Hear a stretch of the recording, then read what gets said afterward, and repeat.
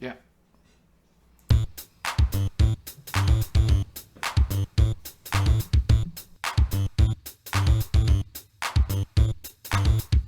Broadcasting from their world headquarters in Texas, it's the Arcade Repair Tips Live Show, the show that discusses arcade repair, restoration, news, and more.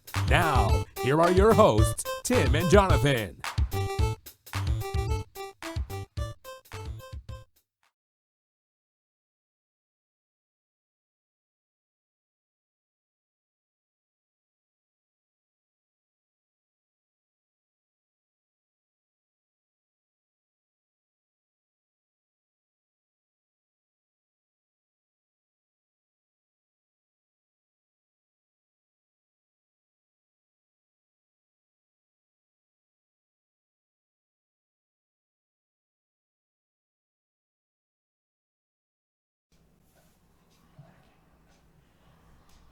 Okay, testing. 1, 2, 3. Mic's working. Okay.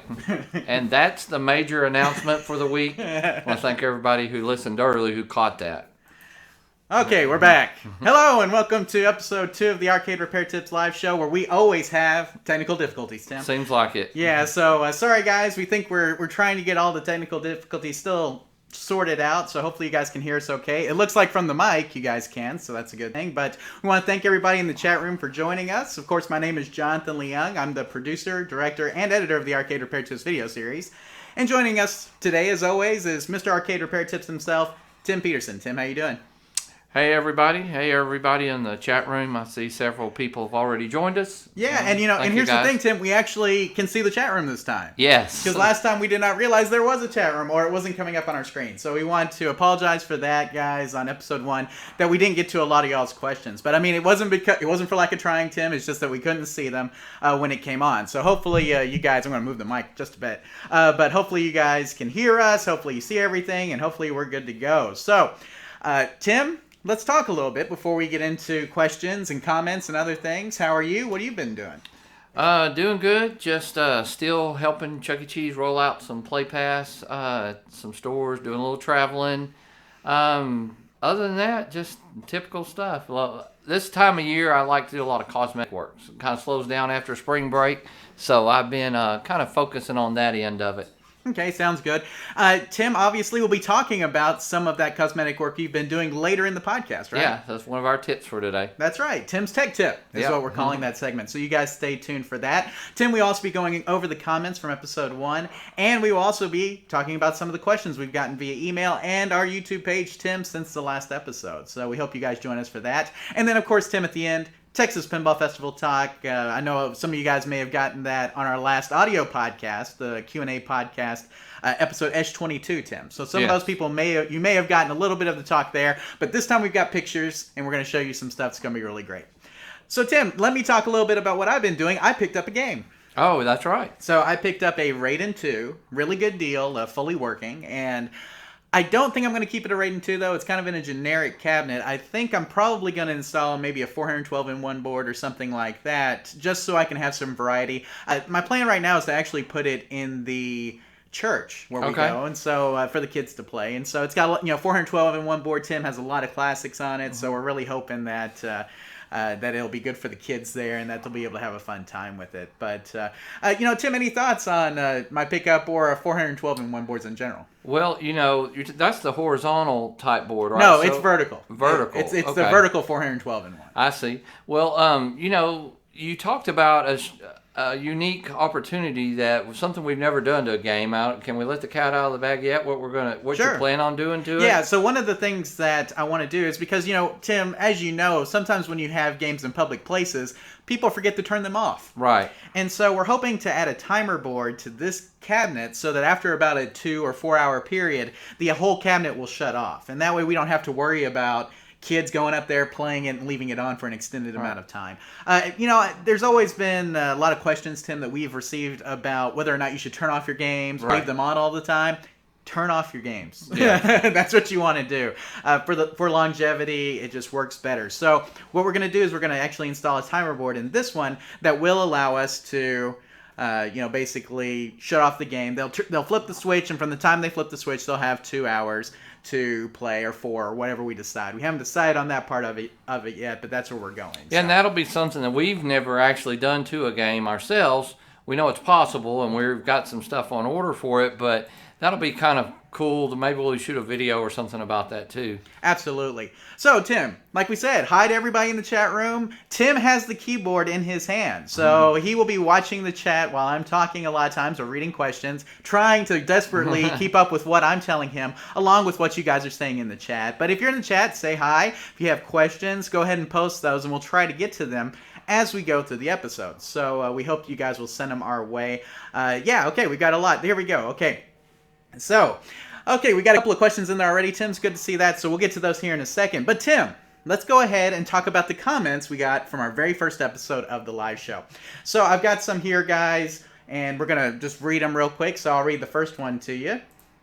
And the first one is from Christopher, and he says, "Thanks for doing the show. I will submit a question for the next episode. Also, show us more of your game room." Okay. Well, Tim, I'd be really comfortable showing more of my game room if it was actually clean. Only this is the only area is clean right now.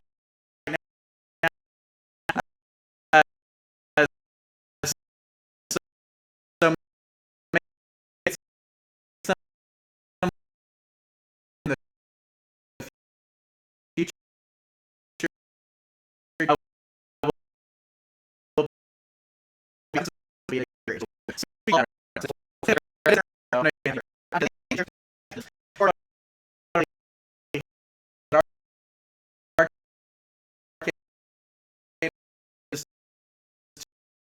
to connect all the dots for all the lists that are out there. So,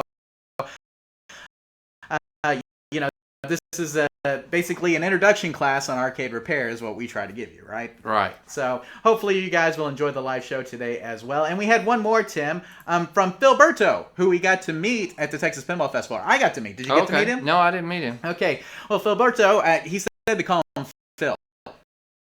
Okay.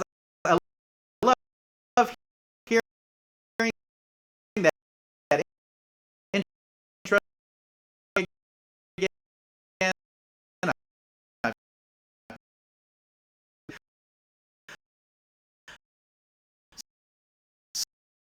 So, see guys, Bill,